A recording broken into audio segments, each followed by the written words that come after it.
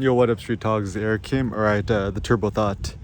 This Turbo Thought is everything is fleeting, and that is okay. So, I've been philosophizing a lot on technology, and the thing that's really tricky about technology nowadays, honestly, at this point, a lot of tech stuff, it's like they change it for the sake of changing it. There's feature creep. There's a lot of the quote unquote innovation is more of a means to sell more products, etc. And a lot of new technology is actually besides and different than my own aesthetic taste. So, for example, like the new iPhone Pro, I'm like not a big fan of it. Yet there's many redeeming qualities like brighter screens, faster processor, better battery life, brighter screens, stuff like that. And there are lots of people who tend to prefer the past. So, for example, people prefer classic cars, classic aesthetics, and stuff like that. Now, I think the reason why people like retro things or past things or stuff like that is that I think maybe it's like people want a sense of consistency. They don't like change. They don't like evolution. And maybe there's this fear of the fleeting. So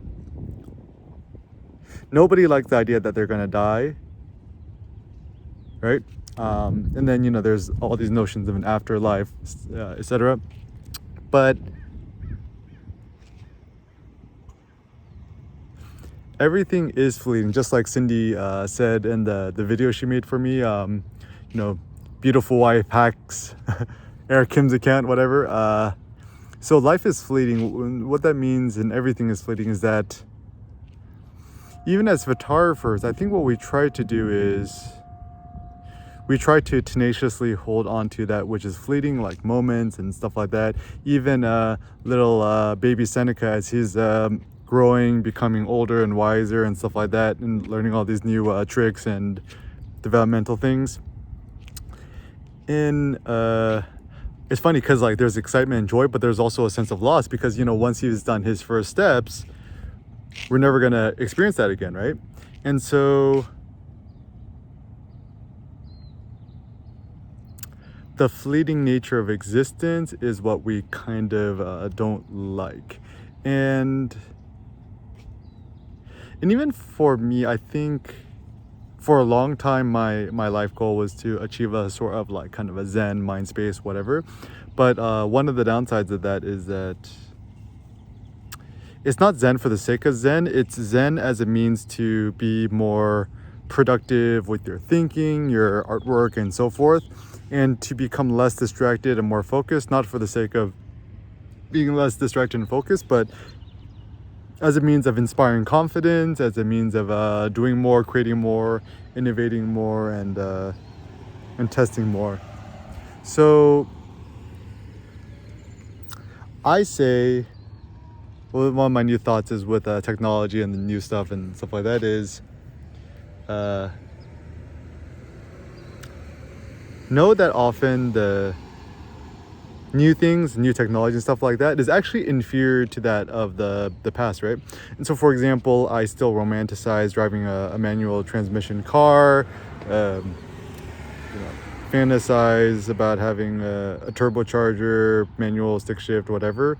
But if you think about the present and the future, it's all towards electric cars, right? And then there is no need for, like, some people, I wish I had an electric car with a stick shift. Well, you're like, but then that's kind of besides the point, because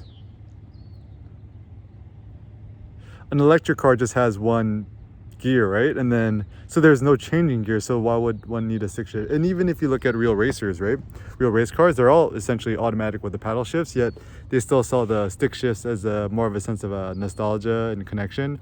And yeah, so I think maybe we need to be more cruel to the past. We need to maybe have more disdain for the past, and to in fact, like, in some ways be futurists and prefer the future. I mean, on one extreme end, you got Elon Musk, who wants a piece out of Earth and go to Mars. But even truth be told, like I think the goal is not to ditch Earth. It's more to expand human ambition and hope towards the future, rather than feeling like we're kind of stuck.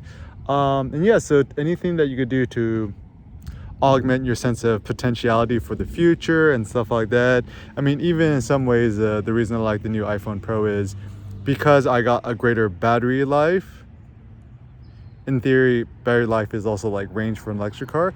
I feel like I could go further, do more things without worrying about battery life and being connected, even though the additional weight is very unaesthetic to me. And also, I like the idea that an iPhone Pro can actually replace your laptop. To be indoors all day or doing a standing desk all day or sitting all day, a laptop is actually very depressing. Anything you do to walk more in a day is a good thing to streamline. Even this video that I'm vlogging on, I usually use my Lumix G9 with the Rode video mic, but it's too big and heavy. I gotta charge it, I gotta import it, SD card, whatever. It's easier that I just shoot this on the iPhone selfie video and then just airdrop it to my laptop and upload it straight to YouTube or my blog or whatever. And so yeah, I would say love the new, prefer the new, even if it's worse. Peace out.